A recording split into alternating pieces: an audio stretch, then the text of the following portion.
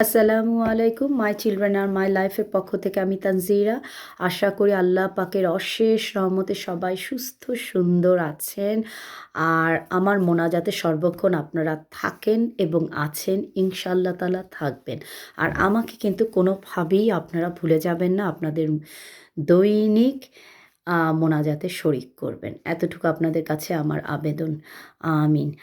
তো আজকে আমি যে টপিকটা চুজ করেছি এটা কিন্তু এখনকার সমাজ না বা এখনকার সমস্যার জন্য আমি ইন্ডিকেট করছি না, সেটা সব সময় সমস্যা হিসেবে আমি ইন্ডিকেট করছি এই কারণে যে এটা এত ভয়াল আকার ধারণ করেছে না, বিশেষ করে পরিবেশ দূষণ এর পেছনে প্রচণ্ডভাবে দায়ী। যে একটা দেশের জনশক্তির ওপর মারাত্মক আমি বলবো যে কুপ্রভাব ফেলছে আসলে। তো যেটা আসলেও ভয়াবহ, যদি আমরা এই সমস্যাটা, যেটা নিয়ে আমি আলোচনা করব আজ, নাও মোকাবেলা করে থাকি বা এটার ভিতর দিয়ে নাও যাই, তবু অ্যাজ হিউম্যান বিইং আমার মনে হয় জানা উচিত। এই কারণে অ্যাটলিস্ট আমাদের ভিতরে একটা রিয়েলাইজেশন আসবে, যে বা একটা কনসেপশন গ্রো করবে যে যারা এই ডিফিকাল্টির মধ্য দিয়ে যাচ্ছে, অথবা যারা এই সমস্যার কে মোকাবেলা করছে, তারা কি পরিমাণ কষ্ট, কি পরিমাণ ত্যাগ তিতিক্ষার মধ্য দিয়ে আসলে জীবন কাটাচ্ছে, সেই রিয়েলাইজেশনটা অ্যাটলিস্ট আসবে। তাই আমি অ্যাকচুয়ালি চুজ করেছি এই টপিকটা এবং আপনাদের সাথে কিছু বলতে চাই এই টপিকটা সম্পর্কে। তো হেয়ালি না করে আমি টপিকটায় চলে যাচ্ছি, সেটা হচ্ছে autism in young children. So নাম শুনেই বুঝছেন যে আসলে কোন বিষয় নিয়ে আজকে আলোচনা করব, এবং বিষয়টা আসলে very touchy and very emotional, sensitive, whatever you can say, বা উই ক্যান ইগনোর। আমরা কিন্তু আশেপাশে তাকালে দেখবেন নিজেদের পরিবারের মধ্যে, নিজেদের বন্ধু বান্ধব, আত্মীয় স্বজন, যে কোনোভাবে কোনো না কোনোভাবে আমরা না অটিস্টিক বাচ্চা বলেন, অটিজমের মধ্যেকার মানুষদেরকে আসলে দেখে থাকি, এবং একবারও কিন্তু মনের অজান্তে হলেও মুখ দিয়ে আহ শব্দটা বেরিয়ে যায় যে কি কষ্ট। সো আমার কাছে মনে হয় আসলে আমি জানি না যে তারা আসলেও অনেক মহৎ, সে সমস্ত পিতামাতা অনেক বৃহৎ মনের অধিকারী এবং অনেক ধৈর্যশীল, এবং তাদেরকে আমি হ্যাটস অফ জানাই, সম্মান জানাই, সালাম জানাই। স্পেশালি তাদেরকে আমার মনের অন্তরস্থল থেকে দোয়া জানাই যে তারা আসলেও অনেক ধৈর্যশীল, যে তারা এ ধরনের বাচ্চাকে নিয়ে জীবন চালাচ্ছে, কতটা স্যাক্রিফাইস, কতটা নিষ্ঠা, ধৈর্যের পরিচয় তারা প্রতিটা পদে রাখছেন। রাদার দ্যান আমি মনে করি যে যারা নর্মাল বাচ্চার বাবা মা হয়েছেন তাদের চাইতে। আসলে যে কোনো বাবা মাকেই সম্মান জানাই, যেহেতু তারা বাবা মা। কিন্তু যারা এরকম অটিজম বাচ্চা নিয়ে জীবন চালাচ্ছেন, একমাত্র আসলে তারাই জানেন যে তাদের মনের ভিতর প্রতিটা মুহূর্তে তারা কী পরিমাণ যুদ্ধ করে, কী পরিমাণ অ্যাকচুয়ালি আমি বলবো অস্বাভাবিক পরিবেশ আচরণের সাথে নিজেকে খাপ খাইয়ে প্রতিটা মুহূর্ত তাকে, বা অঙ্ক কষিয়ে তাকে প্রতিটা মুহূর্তে চলতে হচ্ছে। তো আমি specially hats off to them. তো ঠিক আছে, চলে যাচ্ছি। একটু জেনে নিই অটিজমটা কী। আসলে অটিজম হচ্ছে এক ধরনের মস্তিষ্কজনিত স্নায়বিক সমস্যা, যে কারণে মস্তিষ্কের স্বাভাবিক কার্যক্ষমতা অ্যাকচুয়ালি ব্যাহত হয়, সেটাই মনে করা হয়। তো এই অটিজমটা একটা বাচ্চার মধ্যে না নর্মালি 3 বছর বয়সের আগেই ধরা পড়ে থাকে, তার লক্ষণগুলো আর কি ধরা পড়ে। তো কোনো কোনো ক্ষেত্রে 18 মাসের সময়ও বাচ্চাদের ধরা পড়ে থাকে। এমনকি অনেক সময় জন্মের পরও বাচ্চাদের কিন্তু এই ধরনের অটিজমের লক্ষণগুলো ধরা পড়ে থাকে। বাট আরেকটু অবাক হবেন একটা বিষয় শুনলে, যে কিছু ক্ষেত্রে না একটা বাচ্চা স্বাভাবিকভাবে বড় হচ্ছে, কিন্তু সে আস্তে আস্তে করে অটিজমের দিকে এগিয়ে যাচ্ছে, এমনও কিন্তু শোনা যায়। সো কোনো কিছুই অস্বাভাবিক না আসলে। সো নরমালি আসলে বয়সটা পারফেক্টভাবে বলা যাচ্ছে না যে কোন বয়স থেকে একটা শিশুর মধ্যে আসলে অটিজমটা আম গ্রো করে। সো এইরকম মোটামুটি একটা ধারণা করা হয় যে নরমালি ৩ বছরের ভিতরেই ৩ বছর বয়সের ভিতরেই বাচ্চাদের ধরা পড়ে এই লক্ষণগুলো মোস্ট অফ দ্য টাইম। তো এখন জানতে ইচ্ছা হচ্ছে যে সিম্পটমস কী? তো সিম্পটমসগুলোকে না আমি না বয়স ভিত্তিক একটু আলোচনা করতে চাচ্ছি। তাহলে হয়তো আমার মনে হয় একটু বেশি আম ইজি হবে আপনাদের বোঝার জন্য। আর আপনারা নিজেরাও একটু আম যদি স্টেপ বাই স্টেপ শোনেন তাহলে আপনারা গ্র্যাজুয়ালি চিন্তাও করতে পারবেন ব্যাপারটা নিয়ে যে কোন বয়সে আসলে লক্ষণগুলো কোন ধরনের হয় বা কীভাবে সেটা প্রকাশ পায়।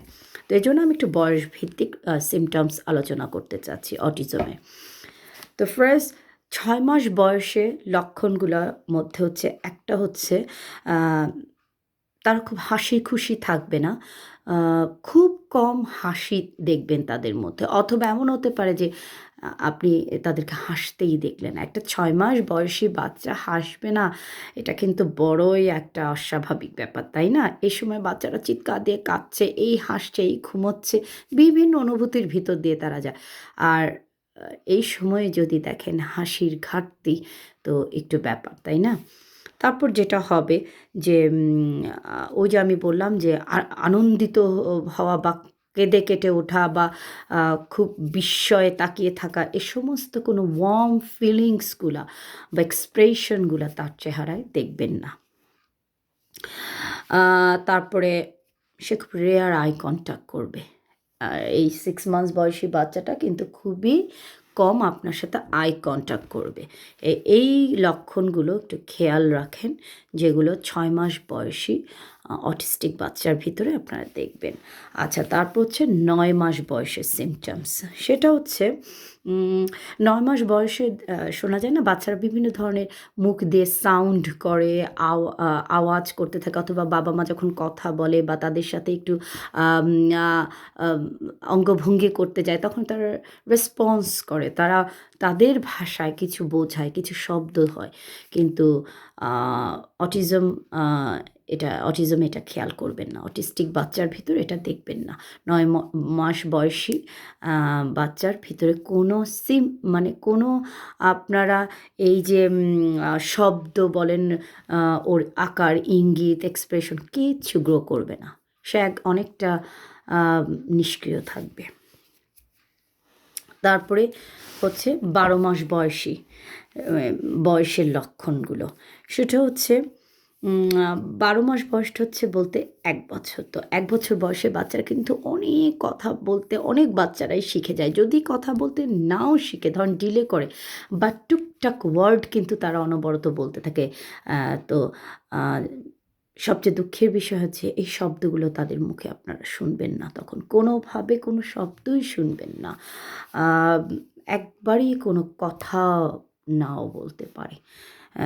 যেমন বোবারা করে ঠিক তেমন সে স্তব্ধ থাকতে পারে সবসময়। তারপরে হচ্ছে এই সময় বাচ্চারা প্রচণ্ড কোয়েশ্চেন করে না? হাতে দেখবেন অনেক বাচ্চারা আঙ্গুল তুলে জানতে চায় এটা কী, ওটা কী, বা অনেক কিছু আপনাকে দেখাতে চায়।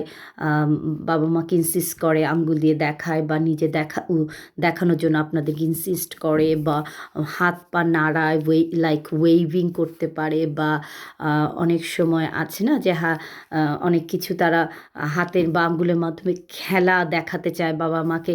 কোনো কিছু কিন্তু এ সময় করবে না। একটা অটিস্টিক চাইল্ড যখন ১ বছর বয়স হবে সে পুরোপুরি নিষ্ক্রিয় থাকবে। এগুলোর মধ্য দিয়ে সে যাবেই না। তো লক্ষণগুলো কিন্তু প্লিজ আমি বলছি আপনি একটু মনোযোগ দিয়ে শুনেন, বিকজ ইটস ভেরি হেল্পফুল। তারপরে যেটা হচ্ছে তাকে যদি নাম ধরে ডাকেন সে রেসপন্স করবে না। কি মারাত্মক না? কি কষ্টকর একটা বাবা-মার জন্য একবার ভাববেন। তাই আমি ১ম ইন্ট্রোডাকশনেই বলেছি যে আমি সেই সমস্ত বাবা-মা সবাই সম্মানজনক। কিন্তু আমি সেই সমস্ত পিতামাতাকে আসলেও আমি আ মানে আমার স্পেশাল তাদেরকে সম্মান জানাতে ইচ্ছা হয়।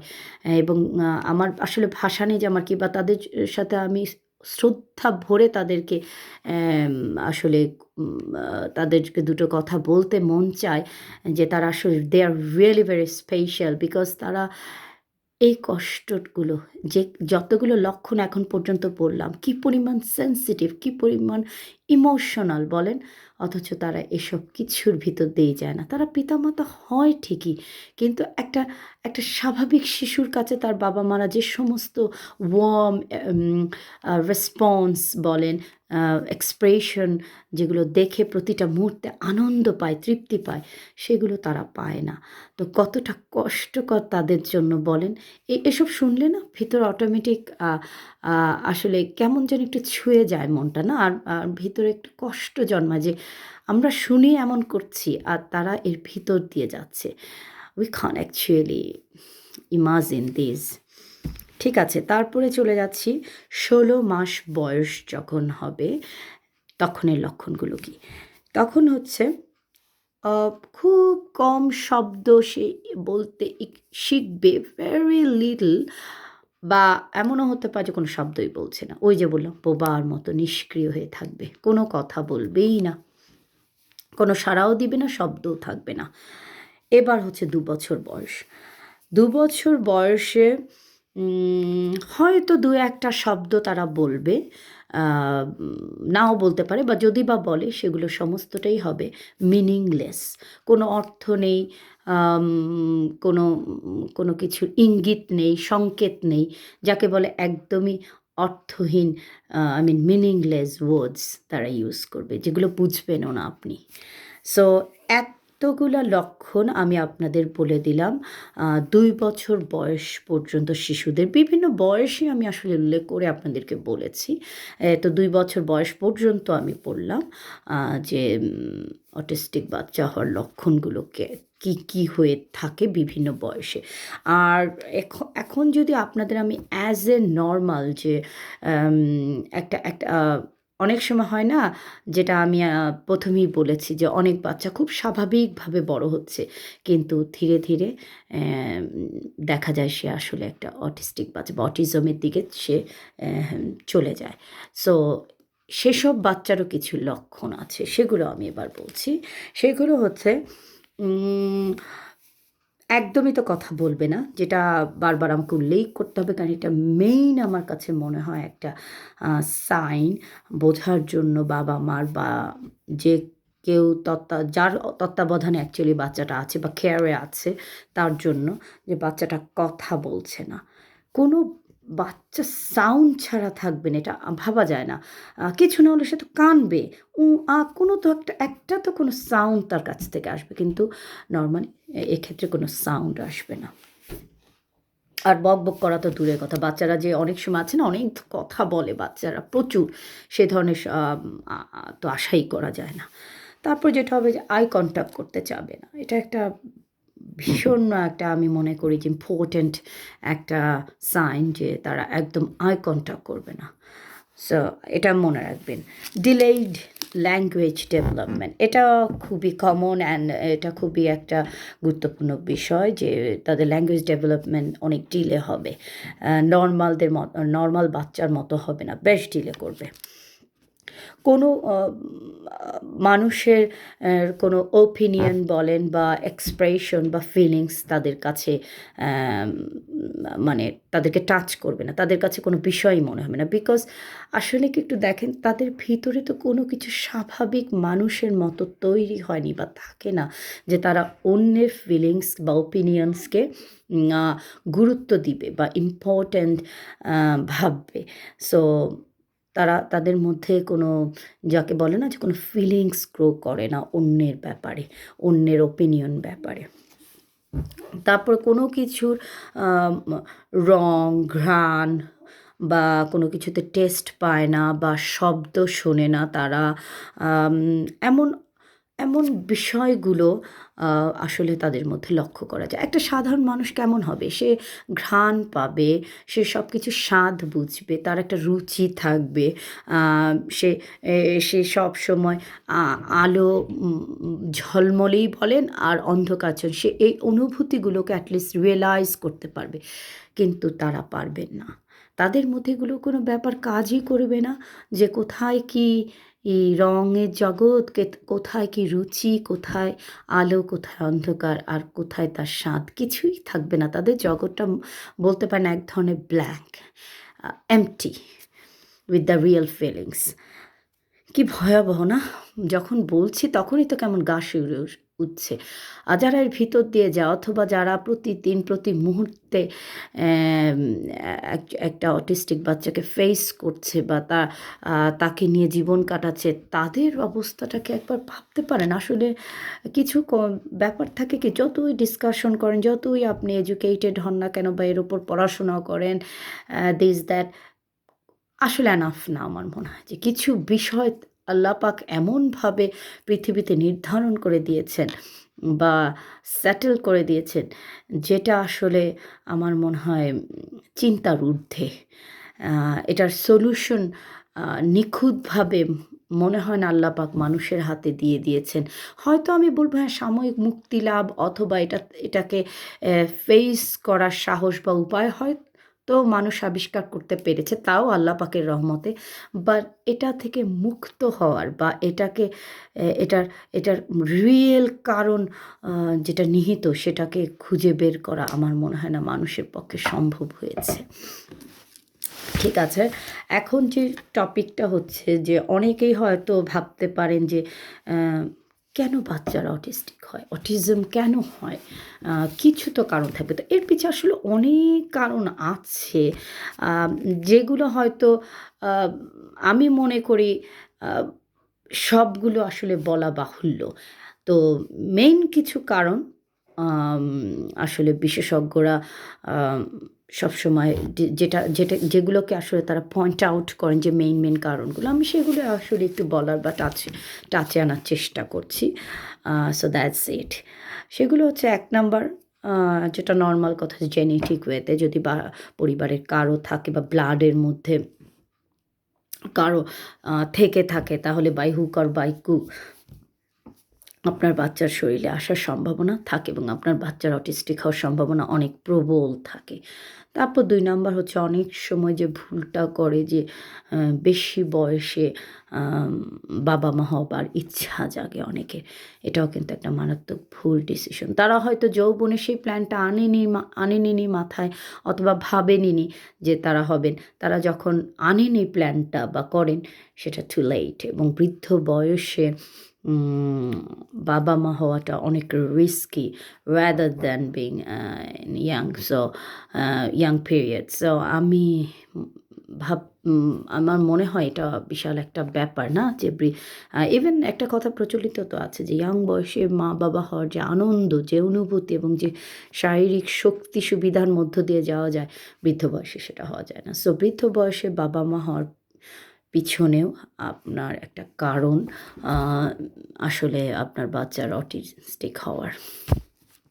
তারপর হচ্ছে লো বার্থ ওয়েট, এটা একটা কারণ ধরা হয়। এটা যে সবার হবে তা না, বাট এটাও একটা কারণ ধরা হয়, যে অনেক সময় জন্মের সময় খুব বেশি ওয়েট কম থাকলেও সেটা আপনার অটিস্টিক চাইল্ডের মানে লক্ষণ আর কি, সাইন দেয়। তারপর হচ্ছে হিস্ট্রি অফ ভাইরাল ইনফেকশন থেকেও বাচ্চা অটিস্টিক হওয়ার অনেক প্রবাবিলিটি থাকে, এবং এটা একটা বিশাল চান্স কিন্তু, যেটা উই কান্ট ইগনোর অ্যাকচুয়ালি। তারপর আরেকটা যেটা কারণ প্রথমে বলতে হবে, যেটা আমি প্রথমেও বলেছি, ভেরি ইম্পর্ট্যান্ট, সেটা হচ্ছে পরিবেশ দূষণ। ও মাই গড, এই পরিবেশ দূষণের কারণে যে কী পরিমাণ প্রতিবন্ধী বাচ্চা জন্ম হচ্ছে পৃথিবীতে, সেটা আসলে বলে বোঝানোর না। কারণ ডে বাই ডে আমরা এত দূষণের মধ্যে দিয়ে যাচ্ছি, যেগুলো না আসলে বিরূপ প্রতিক্রিয়া ফেলে গর্ভবতী মাদের বলেন, ছোট ছোট নবজাত শিশুদের ওপরে, আর খুব দ্রুত সেগুলো এফেক্ট করে। তো এই পরিবেশ দূষণও একটা কারণ অটিস্টিক বাচ্চা জন্ম হওয়ার পিছনে। আরেকটা যেটা কারণ, যেটা আসলে আমার মনে হয় অনেকেই জানেন, অনেকেই জানে, এটার জন্য ডক্টর হওয়া লাগে না, বা ডক্টরের পরামর্শের দরকার না, মানে এটা অনেকেই জানে, যে প্রেগনেন্সি টাইমে যদি ডক্টরের পরামর্শ ছাড়া অনেক কোনো ওষুধ খাওয়া হয় বা কোনো মা যদি ভুল করে কোনো অ্যান্টিবায়োটিক খেয়ে থাকেন, তাহলে অনেক সময় সাইড এফেক্ট বলেন অথবা ওষুধের রিঅ্যাকশন বলেন, হোয়াটএভার ইট মাইট বি, বাচ্চা কিন্তু প্রতিবন্ধী হয়ে জন্মাতে পারে। সো এটা অস্বীকার করা যায় না। তো এমন কিছু কিছু কারণ, ও আরেকটা কারণ হচ্ছে মেটাবলিক ইমব্যালেন্সেস, এটাও আরেকটা কারণ আপনার বাচ্চা প্রতিবন্ধী হওয়ার পেছনে। সো এই ধরনের বেশ কিছু কারণ আসলে আছে যেগুলোকে আমি মনে করি আলোচনা সাপেক্ষে আনা হয়েছে যে কেন শিশু অটিস্টিক হয়, কেন অটিজম তৈরি হয়ে থাকে মানুষের মধ্যে, এগুলোর পিছনে। তবে এর নেপথ্যে আরও অনেক কারণ হয়তো আছে যা এত ডিসকাস করা আসলে খুঁটিনাটি করে সম্ভব হয় না। তো মেইন কারণগুলো আমি জানানোর চেষ্টা করলাম আপনাদের, যে এই সমস্ত কারণগুলো অ্যাকচুয়ালি নিহিত থাকে একটা বাচ্চা অটিস্টিক হওয়ার পেছনে। তো এখন স্বাভাবিক একটু তো জানতেই হতে পারে যে আমি তো আগেই বলেছি আসলে বলার কিছু নেই যে যার ঘরে বা যেই মানুষটা, যে বাবা বা যে মা একটা অটিস্টিক বাচ্চাকে বহন করছেন, লালন পালন করছেন, তাদের যে কী পরিমাণ ধৈর্য শক্তির পরিচয় পাওয়া যায়। এবং আমি মনে করি বাবা মা যারা হয়েছেন সবাইকেই আমি সবসময় সালাম জানাই, আমার অশেষ দোয়া মোনাজাত, যে বাবা মা হওয়া আসলে সহজ না। এটা আমি অনেক টপিকে আলোচনা করেছি এবং I could realise even each and every moment of my life. So তার মধ্যে যদি আপনার বাচ্চা প্রতিবন্ধী হয়, নর্মাল একটা শিশু না, আপনার এই বিষয়টা মেনে নিতে একটা বাবা মার যে কী প্রচণ্ড দৃঢ়, আমি বলবো, মানসিকতার দরকার হয়, সেটা আসলে নতুন করে বলারও কিছু নেই, আর সেটা আমার বোঝানোর কিছু নেই। কারণ এটা এমন একটা বিষয়, আমার মনে হয় যে যে অন্ধ সেও দেখতে পায়, যে বোবা সেও বলতে পারে, আর যে বধির সেও শুনতে পারে, এমন একটা বিষয়। So it's very very emotional though, but it's very common matter what actually we can't ignore. আর আমার মনে হয় আসলে এটা বলার কিছু নেই যে কী পরিমাণ দায়িত্ব তারা পালন করে তাদের বাচ্চা কাচ্চার জন্য। নতুন করে আমার আসলে তাদের বলার নেই সে সমস্ত বাবা মাদের যাদের ঘরে অটিস্টিক চাইল্ড আছে। বা তারপরেও আমি ভাবি যে কিছু যদি আমার একটা কথা বা আমার একটা একটা ওয়েতে যদি তাদের কোনোটা হেল্প হয়, সো আমি তাতেই নিজেকে ধন্য মনে করব। এবং মনে করব যে অ্যাজ হিউম্যান বিইং কিছু একটা আমি তাদেরকে করতে পেরেছি। তাদের জন্য তো বড় সাহায্যের হাত বাড়িয়ে দিতে পারবো না, বা যতটা আল্লাহ পাক আমাকে তৌফিক দিয়েছেন, আমি যদি এই এই ওয়েগুলার মাধ্যমে একটাও তাদের টাচ করতে পারে, তাতেই নিজেকে অনেক ধন্য মনে করব। তো প্রথমে আমি যেটা বলবো, অটিস্টিক যাদের বাচ্চা আছে সেসব বাবা মাকে আমি নর্মালি বলবো, বাচ্চাকে ঘরের মধ্যে বন্দি করে না রেখে আপনি বিভিন্ন লেজার সেন্টার বলেন, তাদের সাথে তাদের জীবনের বা জগতের সাথে র্যালিভেন্ট বিভিন্ন সংস্থায় অনেক অনেক ফিজিক্যাল অ্যাক্টিভিটিস আছে তাদের, সেগুলোতে আপনার বাচ্চাকে আমি মনে হয় ভর্তি করে দেন, বা যদি সামর্থ্য থাকে তাকে পার্টিসিপেট করার সুযোগ করে দেন। এতে হবে কি, তার মন জগৎটা তার মতো পরিবেশ অনুযায়ী চালিত হবে। অ্যাটলিস্ট যে ২-১০ জন সে পাবে, সেই ২-১০ জন তাকে বুঝবে, তাকে জেনে চলবে, এবং তার একঘেয়েমি লাগবে না, আপনারও কিন্তু বোর লাগবে না। আপনি যান, তাকে নিয়ে একটু বের হন এই বিভিন্ন জায়গাগুলো। সেটা হতে পারে কোনো লেজার সেন্টার, হতে পারে এমন অনেক অনেক কোনো সংস্থা বা অর্গানাইজেশন, বা go through those places, because আমার মনে হয় ওখান থেকে আপনারা কিছু জানতে পারবেন। বাচ্চাটাও বোর হবে না, বাচ্চাটাও বিভিন্ন অ্যাক্টিভিটিসের মধ্য দিয়ে যাবে, এবং আপনিও তাকে হেল্প করার কারণে আপনি একটা সাপোর্ট পাবেন। সেকেন্ড যেটা হচ্ছে, আপনি বিভিন্ন প্যারেন্ট গ্রুপের সাথে যোগ হতে পারে। সেসব প্যারেন্টস গ্রুপের সাথে যোগ হলে আপনার যেটা সুবিধা হবে, যদি ওই সমস্ত প্যারেন্টসের মধ্যে কারো বাচ্চা আপনার বাচ্চার মতো অটিস্টিক থাকে, তাহলে তার থেকে আপনি এমন অনেক অজানা তথ্য বা অজানা কোনো বিষয় জানতে পারবেন যা আপনার জন্য অনেক বেশি হেল্পফুল হবে। আপনার জন্য অনেক বেশি অ্যা কার্যকর ভূমিকা পালন করবে। সো আর যদি ঘরে বসে একা থাকেন এবং সেই দুঃখে দুঃখিতই হতে থাকেন, মনমরা হতে থাকে, তাতে নিজের মন মানসিকতা তো বিপর্যয় ঘটবেই এবং কোনো ফল কিন্তু আপনি পাবেন না। দিন বরং নিজে বিপর্যস্ত হয়ে আপনার যে বাচ্চাটা তাকে আপনি কোনো সাহায্য করতে পারবেন না। আরও বরং ক্ষতির দিকে দুজনেই চলে যাবেন। সো বেটার হয় কী করে এই পথ থেকে এম পথ পথ পথ থেকে ঠিক বলা ঠিক হবে না। পথটাকে স্মুথলি চালনা করা যায় এবং নিজেও চালিত হওয়া যায়। সেই ধরনের প্যারেন্টস গ্রুপের সাথে ইনক্লুড হওয়ার চেষ্টা করেন as much as you can. আর স্পেশালি ডেফিনেটলি সেসব গ্রুপগুলো আপনার পরিচিত অঙ্গনের বা আপনার ভালো লাগা বা আপনার সাপোর্টে হতে হবে, তাহলে সেটা হেল্পফুল হবে। এমন কোনো গ্রুপ হবে না যেটা অবাঞ্ছনীয় বা আপনার বিষয়ের সাথে সম্পৃক্ত না, তাহলে বরং আপনার ভালোর জায়গায় মন্দটাই বেশি হবে। সো একটু খেয়াল রাখবেন। এরপর বিভিন্ন স্কুল ফাংশনগুলোতে ভলেন্টিয়ারের কাজ করার প্রতি উৎসাহ প্রদান করেন। এতে করে স্পেশালি আপনার বাচ্চাটার স্কুলে। তাহলে হবে কি, বাচ্চাটার স্কুল টিচারের সাথে যেরকম আপনার একটা গুড কমিউনিকেশন তৈরি হবে, তাতে করে আপনার একটা টিম ওয়ার্কের কাজ করতে পারবেন এবং দুদিক থেকে আপনি এবং টিচার দুজনের সহযোগিতা আপনার বাচ্চাটা একটা সুন্দর পথ খুঁজে পাবে। মিলেমিশে আপনি এবং স্কুল টিচার বা ক্লাস টিচার মিলেমিশে একটা ভালো অর্গানাইজড ওয়ে আপনার বাচ্চাটার জন্য বের করে দিতে পারবেন। ইজি হবে। সো আমি মনে করি যে স্কুলে এই ধরনের প্রোগ্রামগুলো ভলেন্টিয়ারে কাজ করার যদি সুযোগ থাকে, দেন গো থ্রু ফর ইট। এটা আপনার জন্য অনেক হেল্পফুল হবে। Go through it. আর একটু তো আপনাকে অ্যাক্টিভ মাম বা ড্যাড হতেই হবে, তাই না? যেহেতু আপনার বাসায় একটা বাচ্চা আছে যার সবচেয়ে বেশি বড় সাপোর্ট আপনার থেকে দরকার। এটা ভুলবেন না। তারপর হচ্ছে কিছু সময় বাচ্চাকে ডেকে নিয়ে আপনি যে কম্পাউন্ডে থাকেন, আপনি যে কমিউনিটির মধ্যে থাকেন, সেখানে ঘুরতে বের হন। তাহলে হবে কি, সেই কমিউনিটি বা কম্পাউন্ডের লোকজনের সাথে ওর পরিচয় হবে, একটা সুন্দর একটা সম্পর্ক তৈরি হবে মানুষজনের সাথে আপনার।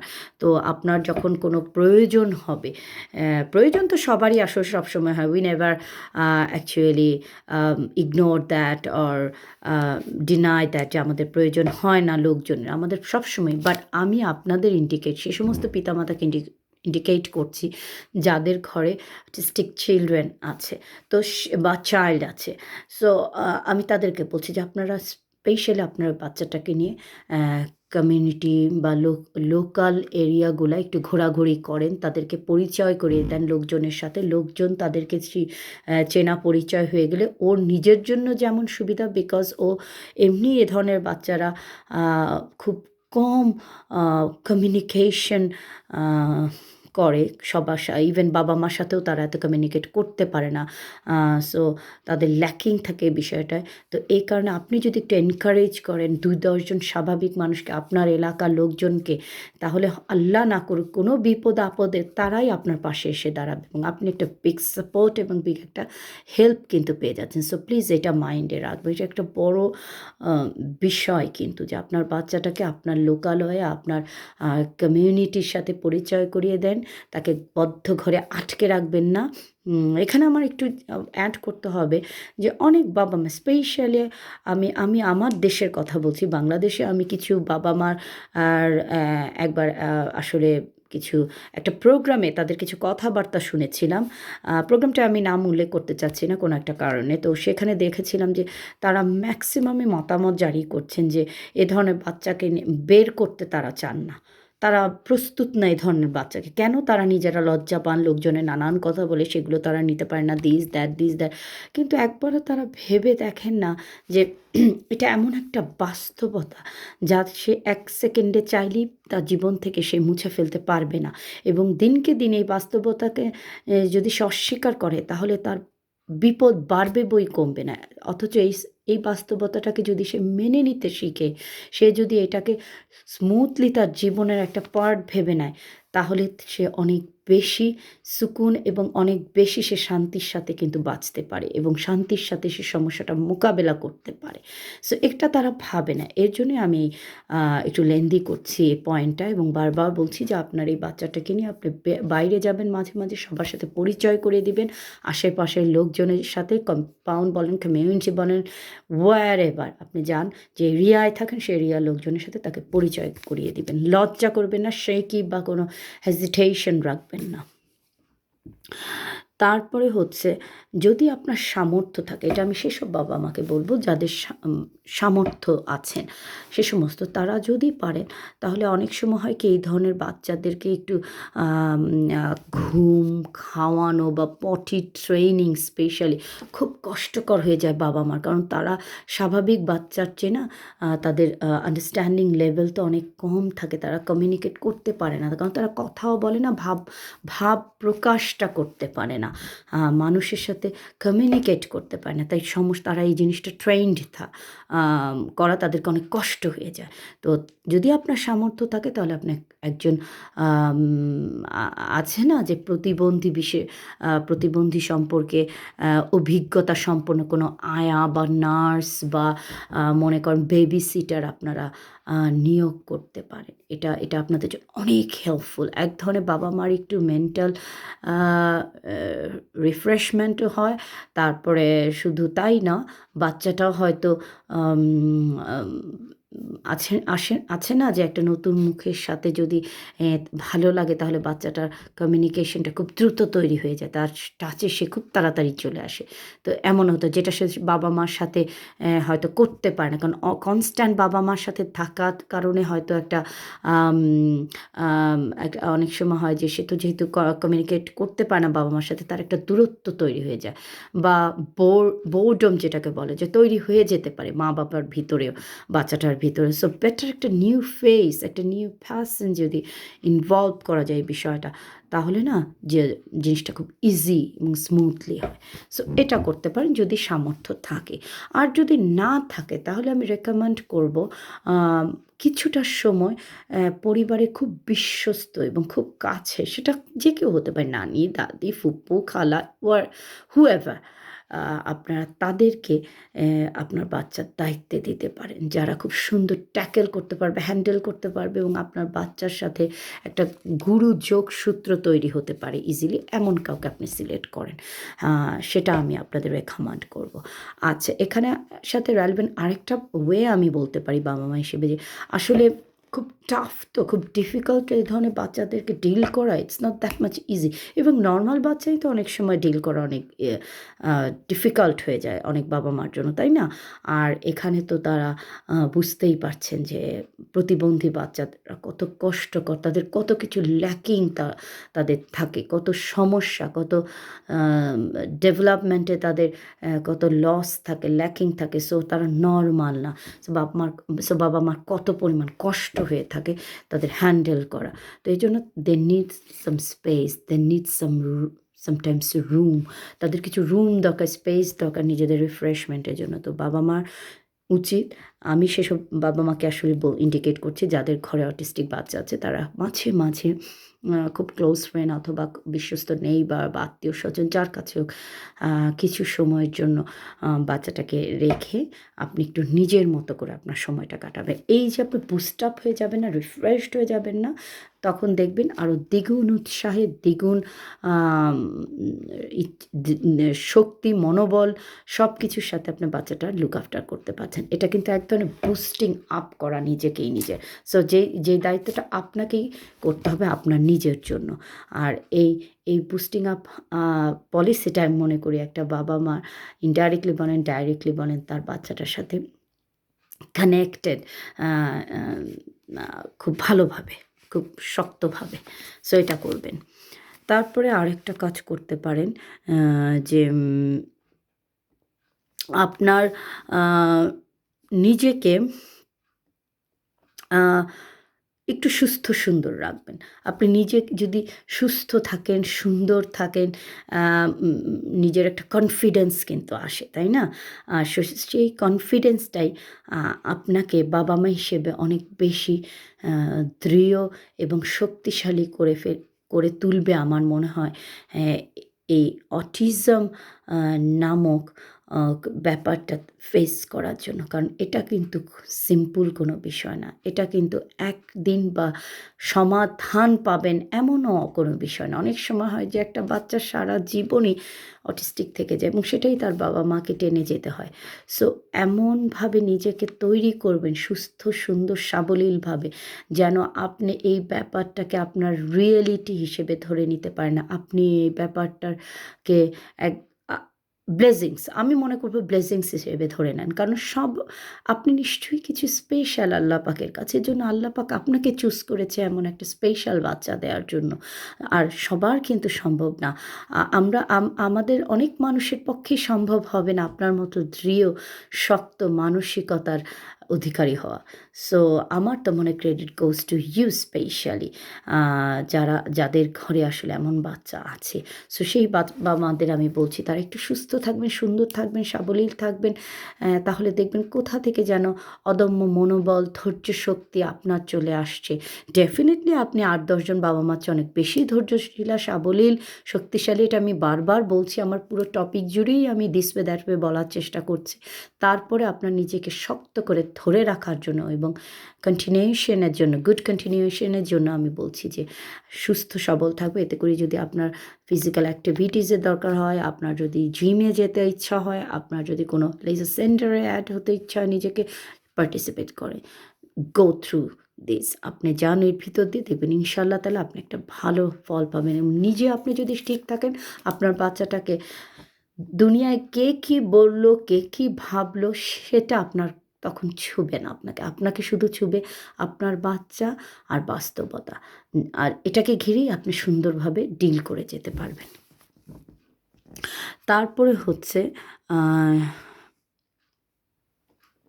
আ আম হয় না যে অনেক সময় আম আ যেটাকে আমি বলব যে একটু আ আপনি নিজের ইচ্ছায় বলতে পারেন যে আপনার লোকালিটির মধ্যে আপনি একটা ফ্যামিলি একটা আ গ্রুপ বানিয়ে নিতে পারেন। এটা আপনাকেই আসলে উদ্যোগ আমি নিতে বলব এই কারণে যেহেতু আপনার ঘরে স্পেশাল একটা বাচ্চা আছে, চাইল্ড আছে। আমি স্পেশাল বলব এই কারণে যে ডেফিনিটলি তারা স্পেশাল। তারা আল্লাহ পাকের স্পেশাল সৃষ্টি। সো তারা স্পেশাল সবার জন্য। সো আপনি ভূমিকাটা শুরু করেন, আপনাকে দিয়ে শুরু করেন যে আপনি বিভিন্ন আম আপনার এলাকার মধ্যে বিভিন্ন প্যারেন্টসদের একটা টিম বানাতে পারেন অথবা আপনি এখন তো ইন্টারনেটের যুগ, অনলাইনের যুগ। আপনারা অনেক কিছু করতে পারেন। আপনারা গ্রুপ তৈরি করতে পারেন। আপনারা আম জুমে মিটিং করতে পারেন প্যারেন্টসরা একজন আরেকজনের সাথে বা গ্রুপ চ্যাট করতে পারেন। এর মধ্যে আপনার বিভিন্ন information um uh somehow by hook or by কুক আপনারা কালেক্ট করতে পারেন। বা যেটাকে আমি বলব যে একটু আলোচনা করতে পারেন। দেখবেন একটা আলোচনা থেকে না ১০০ কথা বের হয়ে আসে। যেটা থেকে আপনি নিজে অনেক উপকৃত হতে পারেন বা আপনি অনেক তথ্য পেতে পারেন যেটা আপনার চলার পথে হেল্প করবে। বিশেষ করে আপনার অটিস্টিক বাচ্চাটাকে নিয়ে চলার পথে অনেক বেশি হেল্প করবে। সো আপনি এমন একটা গ্রুপ তৈরি করার আপনার লোকালিটির মধ্যে ট্রাই করেন, চেষ্টা করেন। which is very helpful, very helpful. আমি বিলিভ মি। সো করেন। আর আমি সবচেয়ে যে কথাটা বলে আজকে আমি শেষ করতে চাচ্ছি যে আসলে এটা তো খুব সহজ সাধ্য ব্যাপার না। এটা অনেক কঠিন এবং বিশাল একটা পরীক্ষার মধ্য দিয়ে যাওয়া। যে পরীক্ষাটা আসলে আল্লাহ পাকে নির্ধারণ করে দেয় বাবা-মার জন্য। তো আ যেকোনো পরীক্ষা নির্ধারিত হয়। কিন্তু পরীক্ষায় অংশগ্রহণ করা, পরীক্ষার ফলাফল আ কেমন হবে সেটা এ সমস্ত কিন্তু নির্ভর করে ব্যক্তির উপর। সো পরীক্ষাটা আপনার উপর হচ্ছে ঠিকই, কিন্তু পরীক্ষাটা কী করে পাস করবেন, পরীক্ষা থেকে কী করে একটা ভালো ফলাফল নিয়ে বের হবেন সেটা কিন্তু আপনার উপর। সো আপনার যদি ঘরে অটিজমের প্রবলেম থাকেই সেটা একান্তই আপনার। আ এতে ১০ জন ১০ কথা বললেও সেটা আপনার থেকে কেউ ছিনিয়ে নিতে পারবে না। আর আর যতই আপনি এটাকে নিয়ে দুঃখ করেন, কষ্ট করেন, হীনতায় ভোগেন, আপনি এর থেকে মুক্তিও পাবেন না। সো আপনি নিজে এটাকে ফেস করেন। এ এ এ নিজে আপনার বাচ্চাটাকে এম শক্তিশালী, যেন আপনার বাচ্চাটা যেভাবে আছে, যে অবস্থায় আল্লাহ পাক তাকে পাঠিয়েছে, সে অবস্থায় যেন সে সুখে থাকতে পারে, সুন্দর থাকতে পারে, আপনাকে স্যাটিসফাইড রাখতে পারে, সেই সেই পথগুলো খুঁজে বের করেন।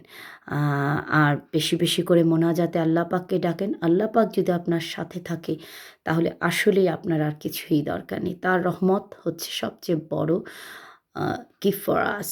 সো আজকে শেষ করছি সব বক্তব্য থেকে। তো ইনশাআল্লাহ আবার দেখা হবে কোনো একটা বিষয় নিয়ে।